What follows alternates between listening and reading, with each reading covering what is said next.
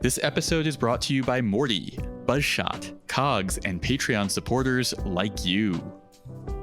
Cogs by Clockwork Dog is an easy-to-use platform for running interactive events, specializing in escape rooms. They have plug-and-play hardware that seamlessly integrates with their software, so you can create a show with lighting and sound cues, all without having to write a single line of code. Map different kinds of inputs and outputs by building up simple logic steps which determine what you want to happen and when.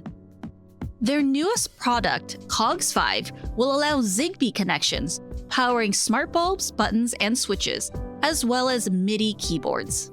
It'll give you remote connectivity over LAN or the internet, and now they're also integrating with Buzzshot, our other sponsor, letting you integrate the player's info into the game or automatically updating leaderboards. The Cogs starter set is normally valued at $257, but our listeners can get the starter set today for only $130 with free shipping to the US. You can learn more and purchase your Cogs starter set at cogs.show. Use code REPOD at checkout. That's REPOD. Link and details in the show notes. Welcome to the Reality Escape Pod, your lifeline when you need a getaway from the real world. I'm David Spira, alongside my co-host, PG Law. Together, we're exploring immersive gaming from all angles, and we'll be joined by guests who really know their stuff. Today's guest is Rich Bragg. He is the founder of the Top Escape Room Project, better known as TERPECA, and co-founder of ClueKeeper, a platform for creating and playing location-based clue hunts. Rich has played more than 1,000 escape rooms and over 300 puzzle hunts. He has 4 top 10 finishes in international escape room competitions, and his team formerly held the Guinness World Record for the most escape rooms played in one day. Welcome, Rich. Hi, very thrilled to be here. I'm a big fan of the podcast. I feel a little bit like a fish out of water here because I'm more of a consumer than a creator in this space, I would say, but I'm still very happy to chat with you guys. You are a creator in the space. Just looking at ClueKeeper, which has enabled so many different puzzle hunts, and also TERPECA, which I think really is a foundational piece of the international escape room community. You are making things in this space, even if they aren't traditional experiences. And so we are thrilled to have you here. You very much belong. Thank you so much. Now, have we established the correct pronunciation for TERPECA? Because I've heard it pronounced so many different ways. Sure. I was absolutely hoping you were going to ask about that because, yes, it is absolutely TERPECA, like replica or Seneca. I've always said it that way. But one of the main reasons why we really encourage people to say it that way is that when it was brought forth in Britain, some of the pronunciations of the word when they would say TERPECA were, I got some feedback that it was a little phallic. Yes. So to make sure that we have a pronunciation that works in all dialects, it is definitely TERPECA. That's how I say it. So I agree that is indeed the correct pronunciation. Excellent. We're going to get to TERPECA later because we have a lot of conversation to have there, but you have a pretty impressive history that essentially predates TERPECA. So I want to explore that and also go over some of the origins, talk about some topics that I think you're well positioned to discuss that a lot of our other guests haven't been. Let's start with the thing that you were initially known for, which are puzzle hunts. How did you find your way into the puzzling world? First, I want to say a little bit that I think that the puzzle hunt name has morphed over the years a little bit. I think nowadays when people say puzzle hunt, they're thinking more of these online hunts that people do. But when I started, which was back in 2001, was my very first puzzle hunt. Puzzle hunts were all in the real world, out running around and doing stuff. So my history starts in 2000 when I was a grad student at Stanford, and I read this article in the school newspaper that said, here's 101 things that you should do before you graduate. And one of them was this thing called The Game.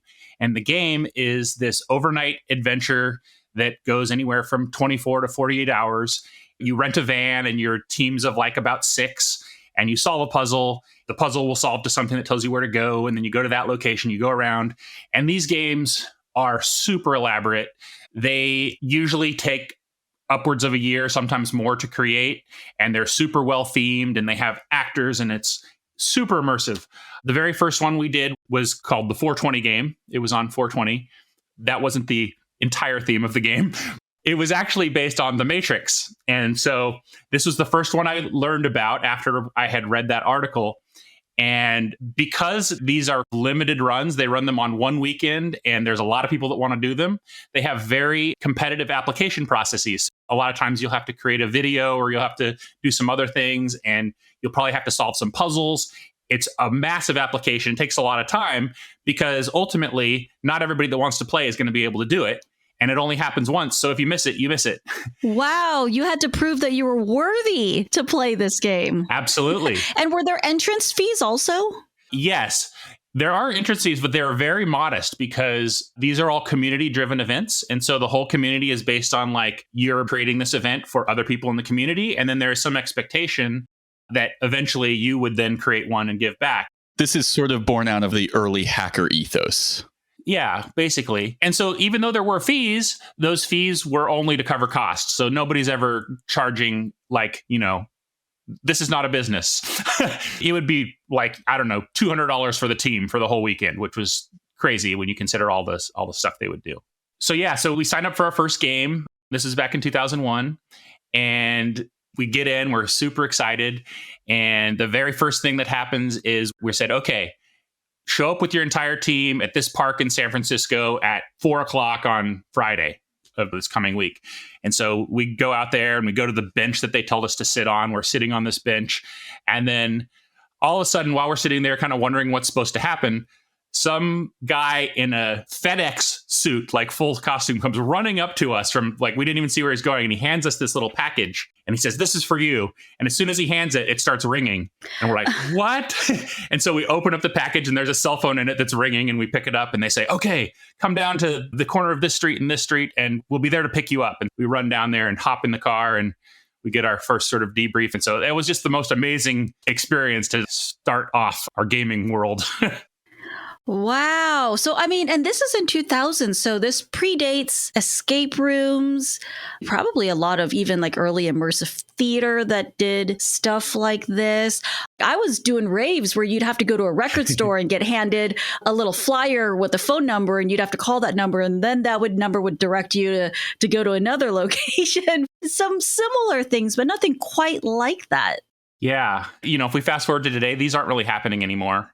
But throughout the 2000s, there was one on the Goonies game. There was a Harry Potter one where we took a train. We basically were told to show up at the train station. We didn't know where it was going. We all had to board the train, still not knowing where it was going. And it took us, and they told us when to get off. It was very magical. Now, were the type of puzzles that they did, were they like pen and paper style puzzles? Were they the type of puzzles that you see in like escape rooms now? They were much harder than typical escape room puzzles. So I would say sometimes were pen and paper puzzles, but I think that if it was truly on paper, it was frowned on. They tried to make them a little bit more environmental or like three-dimensional, make them integrate with the world. But yeah, typical puzzle in those they'd shoot for like, I think, an hour solve time per puzzle. And why do you think that they petered out? Well, for one, I think the way that it worked, where it was a fairly small community that were all running them and it was so much work, I think a lot of people got tired. There were a handful of creators that I think took on the lion's share of the work and ran more games than their share. And then there were a lot of people that played a lot and didn't give back as much. So that was part of it. And then I think I noticed that they really started to peter out right around when escape rooms were picking up. And I think that that's not by accident. I think that with escape rooms, it tickled that desire there for that kind of an experience, but did it in such a way where you didn't have to work for a year to get it. You could just go out and do it and get a little bite-sized elements of it. You didn't have to apply for it. It actually has a business model that can support it. It's ongoing. There's some upsides. Yeah, absolutely. It's a lot easier to talk your friends and family into joining you for a 1-hour adventure than getting everyone to dedicate 48 hours of their life to a puzzle hunt. Absolutely. Yeah. Speaking of dedicating 48 hours, come to Recon. It's in Los Angeles. Tickets are on sale now. Nice. So yeah, I mean, some of these games actually have direct ties to the escape room industry. So one of the games in 2008 was actually Ghost Patrol. And you may know the Ghost Patrol room that's in Emeryville, California. That is actually from the same universe as the game that they ran, which is pretty cool. I'm finally playing it next week. This is Ghost Patrol at Trivium in Emeryville. Yeah, up in Northern California. It's a great game. I loved it so much. And I do remember hearing that the founders all came from the Puzzle Hunt world. Yeah. Palace Games also, one of their main designers is Brent Holman, who also runs a company called Shinteki. He is one of the OGs of the game world. He ran a ton of games back in the 90s and was one of the main contributors to that community for a long time. Shinteki, which still exists today, runs a lot of corporate hunts and treasure hunts all over the world. And also Brent happens to be my partner in ClueKeeper, so I know him pretty well.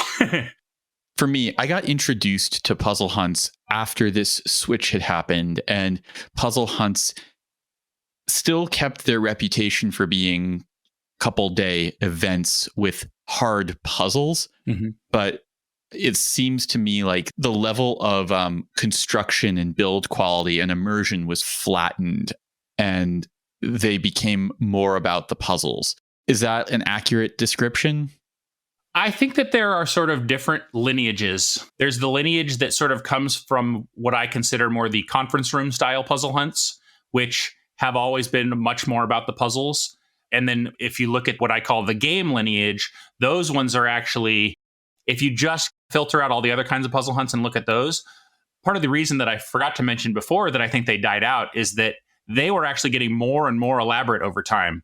And I think that the bar kept on raising over and over again.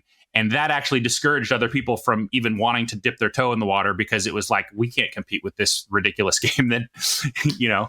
Interesting. The arms race. Puzzle arms race. My first real puzzle hunt was Eric's Puzzle Party in Auburn, Alabama, back in early 2017. Our mutual friend Rex Miller had invited us onto his team. And when I say us, I mean you as well. He was deliberately putting together a dream team. At that point, you already had quite the reputation as a skilled and competitive puzzler. Our whole team had really that reputation for experience and skill. Except for me and Lisa, we had no idea what we were doing.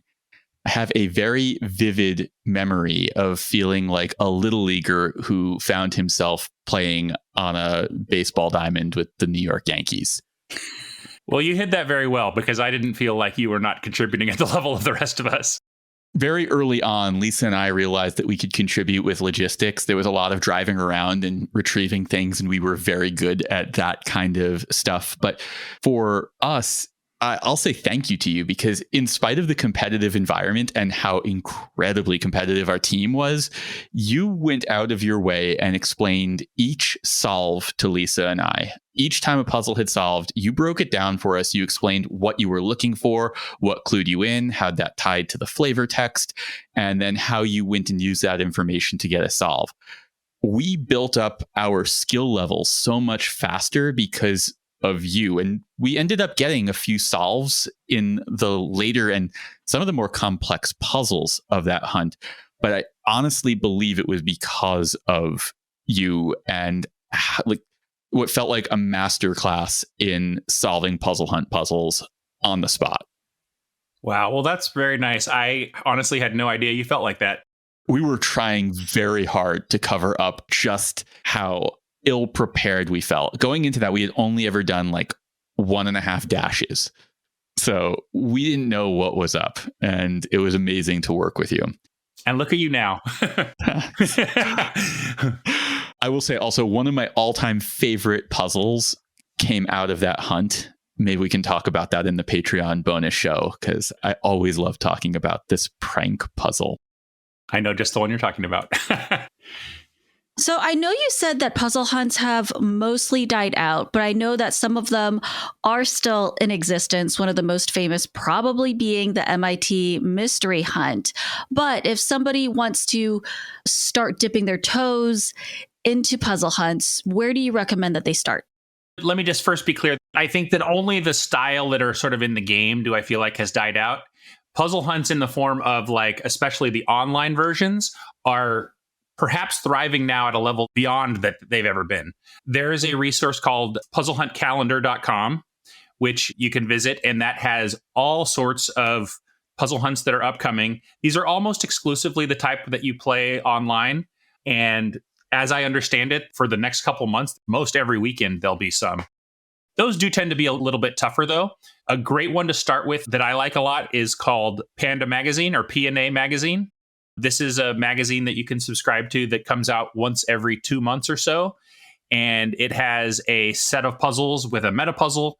I don't know if folks are familiar with a meta puzzle. Basically, the idea is you solve a bunch of puzzles and you take the answers to those puzzles, and then you solve a puzzle that uses those answers to get a final answer for the whole hunt.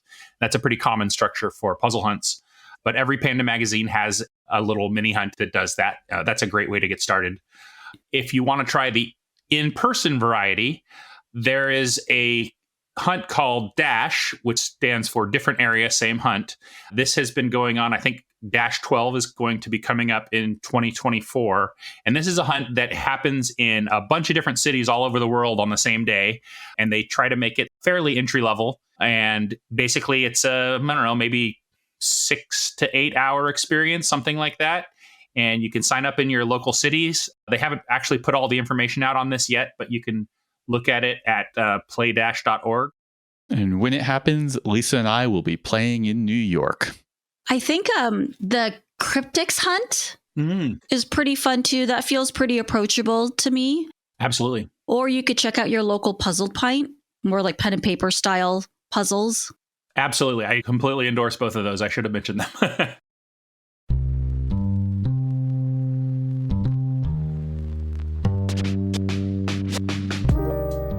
We're taking a moment to thank our sponsor, Morty.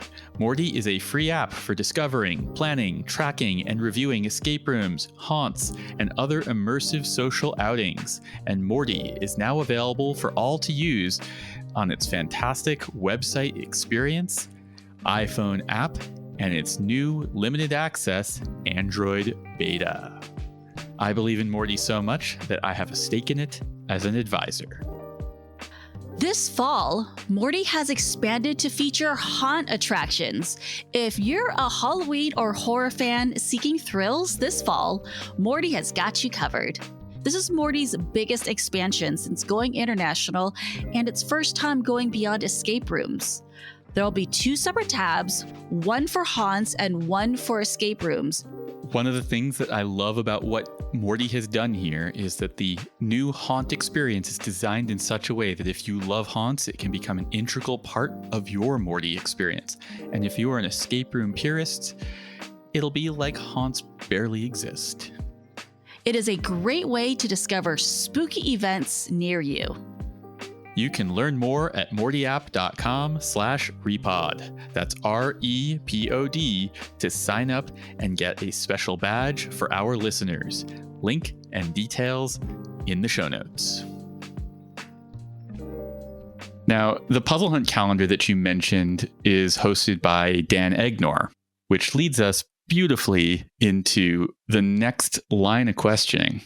In October 2018, you, Dan Egnor, Anna Ullin, and Amanda Harris collectively set the first ever escape room Guinness World Record. Most escape rooms played in 24 hours. Your team set the record at 22 games during a marathon in Moscow, Russia. I'm curious to hear the backstory. What motivated this run? What's going on here? Well, it first started with, I think, Dan just coming up with this idea of, hey, we're all starting to want to travel to play escape rooms, and we've found out about some really cool games in different places. And I don't exactly know what made him suggest Moscow, but he's like, hey, let's go to Moscow. They've got a bunch of cool games there. And so I was like, all right, why not? So we had the trip planned before the whole Guinness attempt. And as we were researching rooms in Moscow, we find that there's this company called Claustrophobia, which had, I don't know, something like 10 locations and like 60 different games, all in Moscow. And they are open 24 hours. So if you want to book a game at 3:30 in the morning, sure, you can do that. And so I was thinking, we've always talked about like, we played 10 games in a day. That was pretty cool. And just over dinner, we were brainstorming and I was like, maybe we should see, like, since we have this sort of rare opportunity where there's one company and they're open all night, maybe we can just play nonstop for 24 hours and see how many we can do. We kicked that around a little bit, and then it motivated me to go check and see if there was any kind of Guinness World Record on that, and there wasn't. So I researched a bit more on how do you get a Guinness World Record in a category that doesn't exist yet. And I went through the whole process. You basically have to apply to them and say, hey, this is a record we think is worth having and why, and we'd like to do it. And it's actually a pretty simple application. And if they like your idea, they come back to you with a whole set of rules. Okay, here's your record and here's all the rules for you. And they obviously didn't really know a lot about escape rooms when they came up with the initial set of rules. I mean, I was going to say, like, even with time, how do you consider something completed? And like, does it have to be a 1 hour escape room? Or, you know, what if it's a 10-minute escape room? Like, Yeah, exactly. Buckets of gray area. Yeah. So their first draft of the rules came back and we read them over and we're like, okay, we need to help them with this.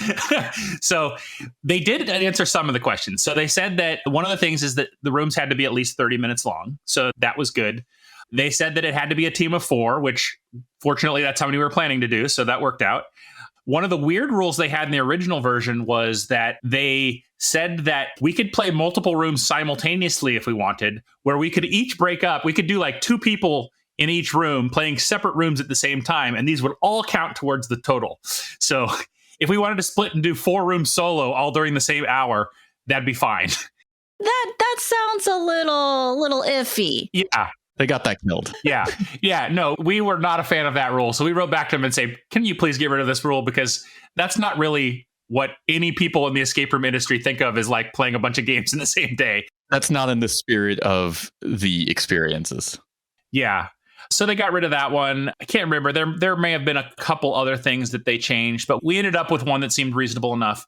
As far as how long you had to stay in the room, basically, if you finished the room, no matter how early you finished, you could leave.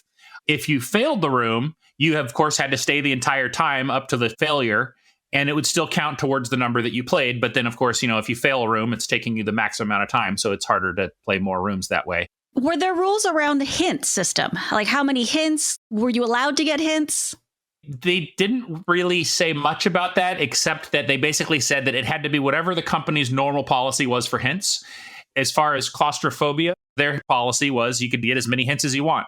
I don't think that would have precluded us just asking for tons and tons of hints and getting out much more quickly. But we also kind of wanted to enjoy our time, and we weren't really actually competing against anyone else trying to set the record at the same time. So we ended up playing it as we would normally play. And there were times when we asked for hints, but we were probably a little bit more hint friendly than normally, but not too much. And you also elected to play, I think it was 2 90-minute games in the middle of this. There were a couple 75-minute games. And actually, it wasn't that we were just trying to like say, hey, we're playing 75-minute rooms. It actually made sense if you looked at the logistics for us to play a 75-minute room. You had to move between locations. And so the time that you would have had to spend to get to a different game would have been far more than the 15 minutes. That's exactly right. I gotcha. Yeah. But I think there was only 2. I think that the bigger challenge than the 75-minute rooms was that I want to say there were somewhere around 8 games that were completely in Russian. And that was a super challenge because only one of us, which was Anna, spoke Russian. And those were fun because there might be some audio that's like telling us everything we need to know about the room only in Russian. And 3 of us would just be sitting there staring at Anna, and the audio would stop and we'd be like, what did it say? And she's like, don't worry, it's over there. And we just go over there. So, yeah, I don't know that we got all the narrative in those Russian games, but that's funny. Yeah. So since I don't think very many of us will be visiting Moscow anytime in the near future, what were some of the more interesting trends or experiences that you encountered there? Because I know that there were a couple of, shall I say, outlandish experiences. Yeah, so one of the games that really stood out to me was a game that was called Sacrum Labyrinth. And this was a giant labyrinth game that was in an old burned out warehouse out in the middle of the sort of industrial district of Moscow, which felt really strange. And we had to go through this gate where they didn't speak English, and it felt very military and scary to get through. And we eventually found our way back and get into this game. And we had to like go up through some floors in this old burned out building to get to them on the third floor, but the second floor was like all destroyed and it looked like it was going to fall through. And it was like, what are we doing in this place? You're like, these sets are fantastic. Yeah, seriously. I feel like I'm legitimately in danger. No, absolutely. Yeah, feeling legitimate danger was actually a through line on the Moscow games too. But so this game had what a few games had, in that they had several different modes you could choose of play. And the modes were regular, hard, and hard with pain. And basically, and this is a horror game, mind you, but if you choose hard with pain, that basically means that they can like attack you. This is so Russian. Yes. Yeah. And this was a common thing. Like there were a handful of games where those were the standard options across a lot of the rooms. And so I think this was the first one we played where we were like presented with that. And I was like, okay, can you demonstrate on Dan what the hard with pain feels like? Show me on the ignore how you plan to touch me. Yeah. So, you know, they like twisted his arm a little bit and I'm like, all right, we'll do it. And so we tried hard. Yeah. I don't think Amanda loved it. I've played a lot of games with Amanda Harris. That does not sound like her idea of a good time. Wait, so how extreme did it get then? Because you guys did opt to play on the pain mode. Yeah. So it was this crazy labyrinth. And basically what would happen is that there were all these monsters running through the labyrinth. And if you would get caught in a corner, which you could because it was legitimately huge and you could easily get lost in there. And I did sometimes for 10 minutes at a time, which is a long time when you're lost in a maze. The monster would come up to you and basically like grab you and squeeze you. And to me, it felt a little bit like tickle torture. To other people, it felt less positive than that. They just grab you and wrestle around with you for a little bit. And then after about 10 seconds, they would stop and give up, run away. And usually when they did that, they would actually help you back onto a path that would help you find where you're going. Yeah, it was a different experience. This happens when you were caught out alone. I'm just feeling like the closest I came to that was probably playing Stay in the Dark in the Netherlands. And I could not even imagine being separated from my friends, let alone being grabbed and manhandled. Okay, well, that certainly sounds like some memorable and unusual experience.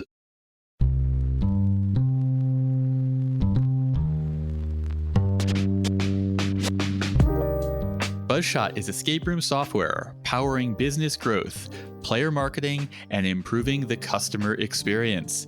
They offer an assortment of pre- and post-game features, including robust waiver management, branded team photos, and streamlined review management for Yelp, TripAdvisor, Google Reviews, and Morty. Buzzshot now has integration with REPOD sponsor Cogs for all of your technology needs.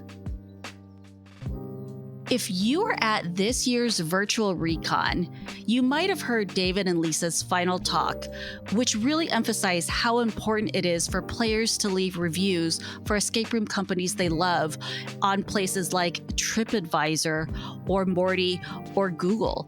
And what I love about Buzzshot is it makes it so easy and accessible for your customers to leave reviews for you. This is how you grow your business. This is how you let everyone else know how amazing your games are. PG, you know that I agree with you, and I love that Buzzshot makes it so easy to kind of pull players back after the game has finished and remind them that they love this experience and that they do want to tell the world about it. So if you are getting one of those emails from an escape room company, there's a decent chance it just came from Buzzshot. And remember, you should click that. You should support the companies in this industry because that is the way that they thrive and we get to keep enjoying them. Streamline your marketing and grow your escape room business. REPOD listeners get a free trial and 20% off your first 3 months. Visit buzzshot.com/repod, that's REPOD, to learn more. Link and details in the show notes. Let's move on to the TERPECAs. For those who aren't familiar with TERPECAs, what is it? The TERPECAs are the Top Escape Rooms project, and the ECA stands for Enthusiast Choice Awards. And basically, the goal of this project is to utilize the resources of all of the most experienced escape room players in the world to help figure out where are the best games in the world and create some awards that we give out once a year for now the top 100 rooms in the world. Yeah, and it is an involved process with the voting. It was a lot of work, but I was actually really impressed with how much you vet the people who actually vote on these. Well, thanks. One of the main motivations was that before these existed, I was a little unhappy with the state of how people were doing sort of group polling to figure out what are the best rooms in the world. And so the idea here was to start from the ground up. And how do you design a system that replicates the idea that when you want to find out where the best rooms are, you want to ask your most experienced friends that have played a lot of rooms. Those are the ones you're going to trust the most. And furthermore, like, people have played different sets of games. How do you compare between somebody that's only played in their market and somebody else that's only played in their market, and they're both saying, oh, we have the best games? The whole system was built on the idea that we have to make sure that the people that are contributing are actually these people that we trust and have the experience.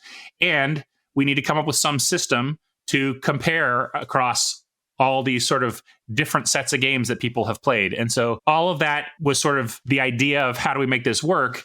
And of course, that doesn't work unless we look very closely at each person that applies and make sure they are who they say they are and that they have the experience that they claim to have. That was how it all got started. Yeah, so I would say if you're listening to this podcast, you were probably in this category of people that we want voting. And I know it may seem really daunting because it is quite an involved application process, but your voice matters. And I just really think the more experienced players we have voting in this, the better and more realistic the list will be.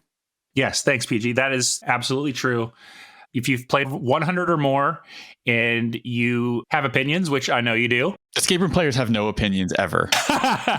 Yeah. And if you're unhappy with the results and you're not contributing, then your voice needs to be in there. And even though we do have quite a few, I think we're over 1,000 contributors each year, that's still a pretty low number. And any person that comes in and ranks games is going to have an impact on the result. Do you know what's the average number of games that TERPECA voters have played? I don't know off the top of my head. I want to say it's probably 300 plus. That's my count. I'm in like 330s. Nice. Average is probably going to run high. Median is probably going to, I'm guessing, run closer to like the 150 to 250 range. Yeah, maybe. Because the average is pulled up by some of us crazy people. Absolutely. So I do want to say before we dive deeper into this conversation, Lisa and I have been on the TERPECA board since Rich founded the board, which I think was the year after the project. I think it was second year, yeah. Yeah. So we've been heavily involved in TERPECA from very early on. There's no money going on here at all, but I just want to make it clear as we get into the conversation that I'm definitely more involved in this than most people. I do want to underscore, too, everyone involved in TERPECA, no one is paid. Everything is volunteer. And that part is important to me because I want it to be clear that this is really just a bunch of enthusiasts that care about this industry and want to help each other and help the community, all doing it without any sort of financial motivation or hidden agenda in that regard. Yeah, no, we're all definitely just volunteering our time to argue with each other over the nuance of how to best serve this project. What are some of the different ways that you'd like to see the TERPECA list used? That's a great question. I don't really prescribe how people want to use it. I can tell you how I use it, which is very useful, which is planning trips. I think a lot of people that in order to play hundreds of escape rooms, you do have to travel a little bit in most cases. And what I do personally is I look at the list and see where the hotspots are. And that's often how I will pick an escape room destination. And honestly, that's how we plan most of our travel these days. That's how I use it. Yeah, there's a few ways that I see people use it. One is to just make sure that you've played the games that are on the list in the area that you live. Beyond that, it's really useful for finding high density of high quality games in a particular region. The top 100 on the list get the award.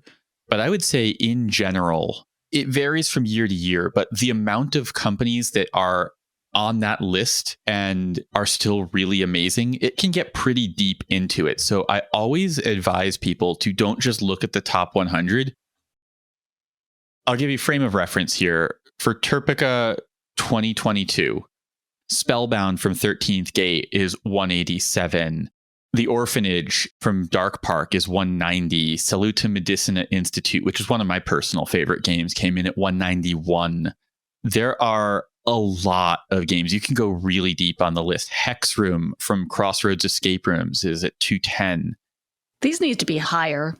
Yeah. It's just, there's so many. And that's the thing. So yeah, you can start to go pretty deep. Ghostlight from Mystic in Brooklyn, New York. That's easily one of the top 4 escape rooms in New York City. That came in at 261. So there are a lot of games. You can go deep into this and you're still finding really good games. So yeah, just don't disregard the list in general. Yeah, and also keep in mind that anything that makes it to the final round means that there was, I think in last year, it means that there were 5 different people who basically said, this is one of my all-time favorite games. And if you have 5 different people that have played 200 plus games that are all saying, this is one of my favorite games, every single one on that list is going to be solid in some way. Yeah. Another thing I'll just point out from 2022, the 100th game on the list was Ghost Hunter, Ernie Hudson, and the Zoo of Death from Skurrilum in Hamburg, Germany. The first year of TERPECA, I believe that game was number 9 or 10 on the list in the world. So like the level of competitiveness that is at play here is very high. Absolutely. I want to try something a little different. Room escape artist, writer Richard Burns, who is arguably the biggest fan of TERPECA, he and I were chatting about the TERPECA Award and created a list of what we're calling side effects of TERPECA that we're curious to hear your reaction to. Most of these are positive. 1 or 2 of them might be a little bit debatable. Let's take it from the first one. Besides recognizing top escape rooms, TERPECA has created its own international sense of community that was not there before 2018. I can chat with other players from England, France, the Netherlands, Germany, Spain, Greece, Israel, and so forth. And we'll have these games in common, or at least enough of them. We can easily talk about specific games, companies, regional styles, because we have this list to refer to. TERPECA is the icebreaker for escape room fans around the world. I mean, that's really cool. I mean, that is not obviously something that was the goal of the project, but it really makes me feel a lot of pride and happiness that it has become something like that. I know that when I travel, it does seem like I have automatic friends in all these different countries that I've never met before. And we often will have meetups in these different countries. And it is really, I don't know that it's entirely TERPECA that's done this. Certainly you're reviewing games all over the world too. And there's a lot of other sources of that. But it is cool to be part of a community that I think is internationally connected like this. I think also because TERPECA is used internationally, right? So there's the one, I don't want to call it a standard, but it's not like every country has their own version of TERPECA, right? Usually this is the one list that everyone refers to. So I think in that sense, it does globalize it a little bit. So when I talk to enthusiasts from other countries, we're all referring to the same list, right? It's not like they have their own and we have our own version. So the second one says, TERPECA is responsible for probably millions of dollars spent on international travel, which I have definitely contributed to this millions of dollars spent. And people have visited places that they otherwise wouldn't have. That's cool. And actually, this is the one where I feel a tremendous amount of pressure to make sure that everything is done properly and the results make sense. Because when people are choosing to spend their money on this, there's no sort of bigger burden on me to make sure that they're not going to go. I mean, sometimes people do go to places and get disappointed. Like I did have somebody recently go to Greece and say, what the heck? I thought this was supposed to be great. These rooms were totally not that great. And I talked with them some more. And I think what it turned out to is that they were really into puzzle games and really hated horror games. And Oh, wrong place, buddy. I know, Yeah, right? So maybe do a little bit Yeah. more research than looking at the list. yeah. But those are the kind of things, like, I don't want people to make their decisions and then be disappointed. So the best I can do is I want to make sure that I am representing how people are voting and then handling that data with as much care as possible to make sure that it reflects the true sentiment. The next one is TERPECA is helping people realize that quality is rarely related to location, game theme, company size, or advertising power. It is encouraging players to try games and genres that they normally would avoid. Yeah, horror, obviously. Yeah, we're going to get to we'll get back to horror later. I don't know what more to say on that one. I'll give a possibly controversial take. I'd say for some people, definitely controversial. The English language requirement has created a lingua franca that benefits not only native English speakers, but also non-native speakers. Anyone who speaks English can confidently book games from the TERPECA list, and that is really important in the world of international travel. So there's a lot there, I think. Oh, yeah. You said that TERPECA has created this. My feeling was that this was how it was, and that TERPECA is more a reflection of the reality that when people travel, they play in English. I agree. I think that it has reinforced it, is what it has done. Sure. It has definitely pushed that broader. I agree with that. But that was where the trend line had been heading since international escape room travel started to become a thing. Yeah. And the last one says that TERPECA has, at least in some circles, created an arms race to build bigger, more complex, and more performative games.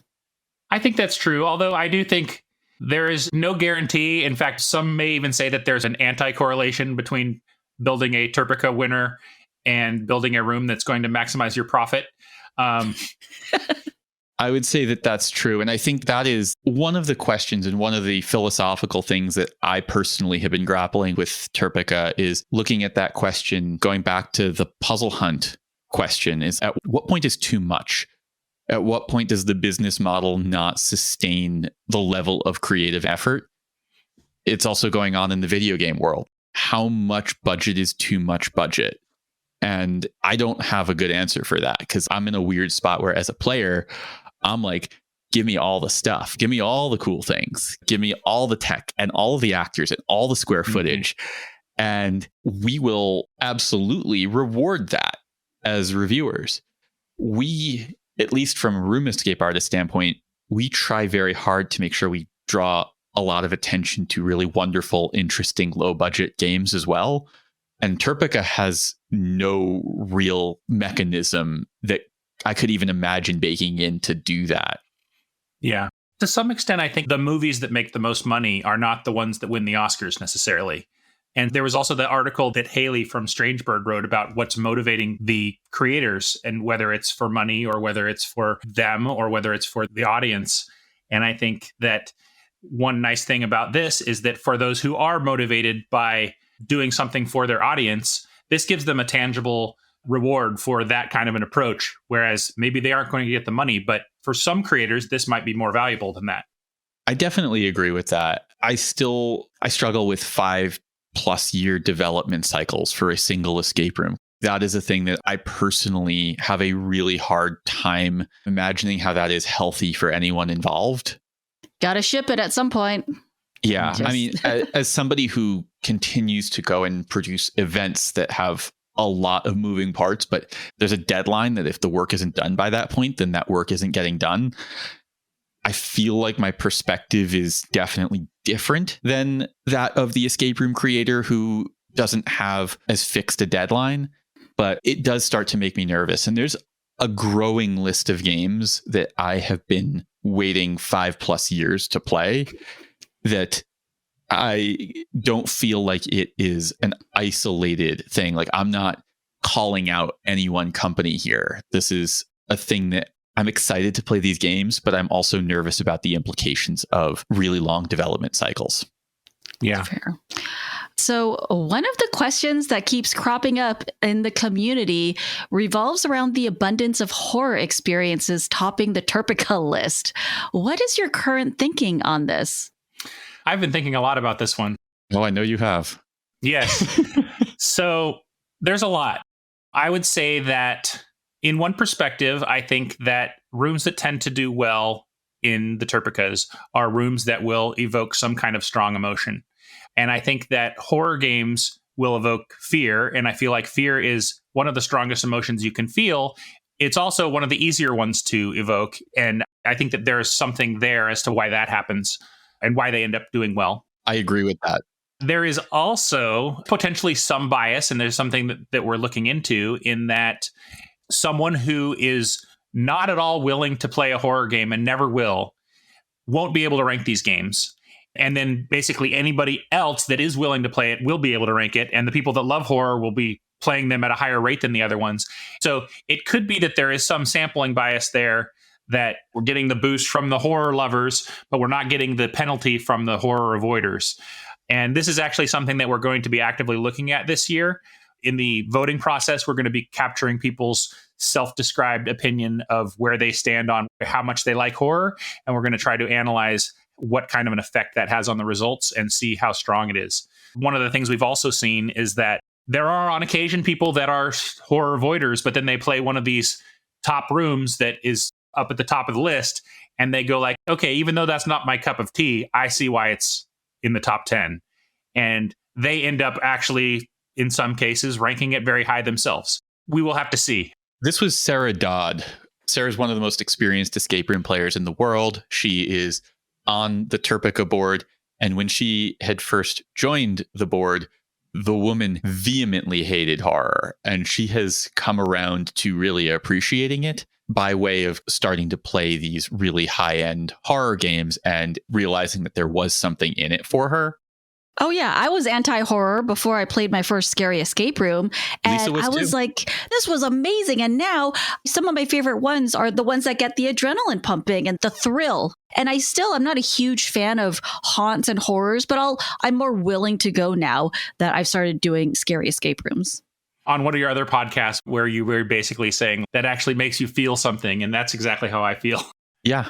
What I can say from my perspective as a player, and even just as someone who is advising TERPECA, I can comfortably say that these games that are topping the list, at least the ones that I have played, are really damn great. They're phenomenal games.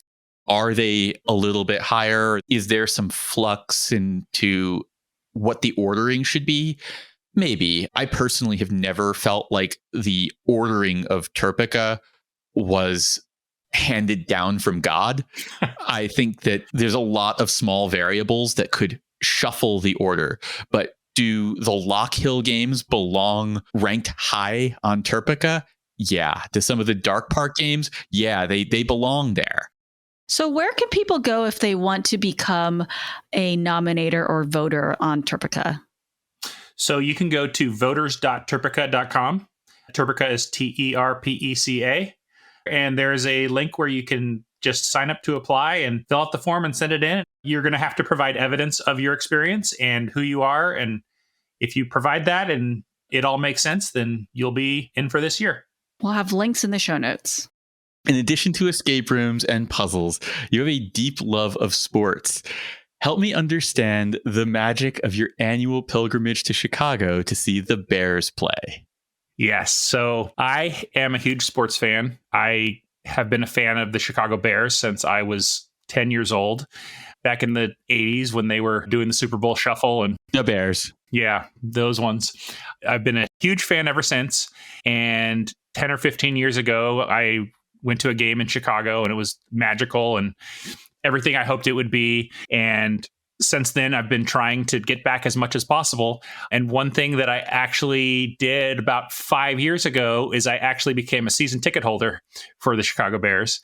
And it's semi an investment because basically I buy the tickets each year and I pick the game I want to go to and then sell all the tickets for all the other games. So far, I have had 100% success in making enough profit on the tickets I sell to pay for the entire trip. So it's pretty cool. Wow, what a racket. Yeah. That's wonderful. I heard a rumor from Dan Egnor that you and your wife, Kiki, have gamified grocery shopping. Is this true, and how does it work? Yes, I This love is hilarious. gamifying everything. There is a couple different ways. We don't do this often, but every once in a while. So this only happened once, but then there's another one that's happened a few times. So the one time, I don't know why, but we went to the grocery store and I grabbed one of those little grabber tools that you pull the trigger on the end and it grabs, the arm closes. Yes. And basically, we made a game for that one, was that we couldn't get anything unless I could grab it with the grabber and put it into the cart. So we went around the entire grocery store and everything we got, she would point at, and I would grab it with the grabber and put it in the cart. It was especially funny when we were going down an aisle and another lady who was shopping there was like, "Excuse me, sir, can you grab this thing off the top shelf for me?" And so I used my grabber tool to grab her thing. You guys should do that in escape rooms. You gotta give yourselves a handicap from now on. Yes. Okay. In the bonus show, we're going to talk about alternative play modes that I have been dreaming up for escape rooms. I have some challenges for you people. Okay. Nice. More on that in the bonus show. Let me tell you very quickly the other one. You can use it if you want. The other gamified thing that we've done in the grocery store, and we've actually done this a few times, which is I get to push the cart and she can put the groceries in, but I'm going to take one trip through the entire store at a constant rate. And if she wants anything in that aisle, she's got to put it in the cart, because when I get through all the aisles and get there. So if she's ahead, she'll run a couple aisles ahead so that when I get there, she has time to decide. There's a couple League of Legends modes that plays exactly like that. This is awesome. We've done that one a few times. Okay, last question for you, Rich. You're going to Wrocław, Poland to compete in the ER Champ competition. Past sponsor of REPOD, by the way. With your team, United Discord. Who's on the team? What are you doing to prepare? All right. Our team consists of Dan Egnor, who's been mentioned several times on this podcast already, Weiwa Huang, who is I think 3 or 4 time individual world puzzle champion. Are these jigsaw puzzles or? No. So this is for the World Puzzle Championship, which is basically like really tough logic puzzles. Think of like Sudoku or other like Nickely style puzzles, if you're familiar with that. I'm all nodding, but no, I'm not familiar with it. It's basically like if you think of Sudoku or Ken or any of these sort of like grid-based logic puzzles where there's a bunch of rules. Yeah. And so that's like the hardcore puzzle championship of the world, is the WPC, World Puzzle Championship. Yeah, he's legit. The rest of us carry his water. Who's the last person on the team? And the last one is Mike Augustine. Ah, love Augie. Yes. Augie, who is like a professional treasure hunter, travels the world doing treasure hunts. And interestingly, so I played with Weiwa in the original Red Bull Escape Room Championship in 2017. And then I played on a different team with Augie in the 2019 Red Bull Championship. And then, of course, Dan was on the world record team. So this is pulling a little bit from each of those experiences. So hopefully we've got a good shot. That's nifty. That's a mighty team. That's some of the most powerful puzzlers that I have ever met, and that's saying something. Well, it's mostly Weiwa and then us, but thank you. Amazing. So what is the best way for people to follow your work or connect with you? As far as TERPECA, I'd say TERPECA.com is the best place to find out more about that. Our social media links are there. ClueKeeper, which we didn't talk too much about, but basically that is a platform for creating and running various types of puzzle hunts, mostly outdoor style. There's like augmented reality features and stuff like that. If you're in the market for building that kind of content, you can visit ClueKeeper.com. Yeah, that's probably the 2 most relevant places that you'll find out about my stuff. Okay, we'll have links to all of that in the show notes. Rich, thank you so much for joining us. I have to be honest with you. You've just alluded to a number of the topics that were left on the cutting room floor, because I was up till like 6 o'clock in the morning working and reworking my questions today for you, because I could not figure out which topics were the most important. But you have done so many interesting and fun things in the community and made so many different things that have helped bring all of us together in some remarkable ways. So thank you for joining us, but also thank you for everything that you bring to the global escape room and puzzle community. Thank you. It's my pleasure to be a part of this great community. The Reality Escape Pod is produced by Teresa Piazza with support by Lisa Spira and Richard Burns. We're edited by Steve Ewing of Stand Inside Media. Music by Ryan Elder, logo by Janine Proct. And all of this is brought to you by RoomEscapeArtist.com, your home for well-researched, rational, and reasonably humorous escape room and immersive gaming content and events. You've made it to the end of the episode. I'm guessing that you had a good time, because otherwise you would have bailed. How about you go and take that good time straight over to Spotify or Apple Podcasts and leave us a 5-star review. Help other people find what we're doing.